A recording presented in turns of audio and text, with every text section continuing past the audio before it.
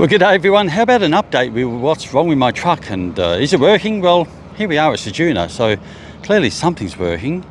But before I tell you all the issues that we had and what actually was wrong, let me tell you it's nearly Christmas time and well, we got merchandise. We got t-shirts and, well, there's the t-shirts and stuff like that. All sorts of jackets and bomber jackets and mugs and all sorts of stuff. So if you're looking for a good Christmas present, go to roadtrainadventures.com and see if there's anything you like. Might be an easy gift for somebody. Anyway, let me have a look at the load as well. So this time we've got these pipes on board and this car.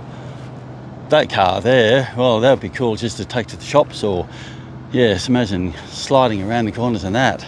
Well, otherwise we've got all these pipes. Now I'm going to talk about the car park as well before I finish this video, because this car park's stuffed. If you've ever been to Sejuna, and that's where we are, and the ocean is right back there. Can you see the ocean? Anyway, okay, so what was wrong? First of all, I want to thank everybody in the comments. You guys were really good.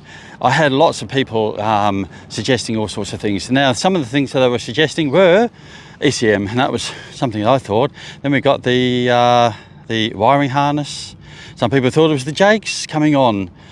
Injectors, some people even said the NOx sensors, but no, that was not going to be it. Let's see, what else did people suggest? I think that was it.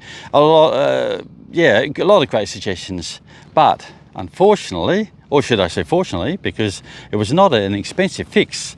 So as you remember, back at the Port Augusta Highway, one of the guys, the mechanics and Cummins guys, come out and they had to replace some of the wiring because the wiring was producing a low voltage from one of the sensors. So he's replaced that wiring, but unfortunately the wiring wasn't the best kind of job. So what had happened was it was quite small wiring, and where he's joined it, they kind of broke. So yeah, that didn't last all that long.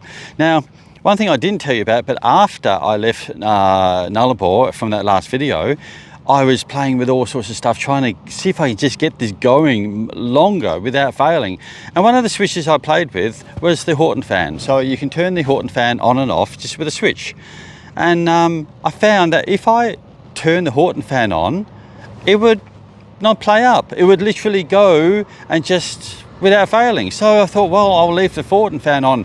Now, I told different mechanics this, but they could not work out why turning the Horton fan on would that make any difference. I don't know, but no one knew. In fact, well, okay, so when I tell you what happened, then you're probably going to have an idea about why. And I'll just get out of this way. So what had happened was when the guy had replaced the wiring from the sensor, when he replaced the wiring from the sensor, there's some probes that you can put into the plugs in order to test the wiring and how many faults. Well, what he's done is kind of bent those pins, and so the pins didn't give the good a connection, or I'm not entirely sure, but they were bent or they were moved or something had come out or something, and that's why when I put the Horton fan on, because this wiring is right in front of the fan would actually give it that better connection. So that was all he had to do, was replace some of those pins. I haven't had a single problem since. So it was just a couple of pins. There you go. So I don't have to replace the wiring harness, which is what I was sure we had to do, the ECM, or anything else. There you go. So thanks everyone who commented and gave good suggestions. Anyway, it works. So happy. Right, what about this car park? Look at the potholes. And it's just pothole central. And look at these craters. I mean, we have to go, and this has been like this for a long time too. I don't know if the camera really does it justice, but they are deep. So of course they put this here, so they're going to fill up those. But really, the problem with that is it doesn't.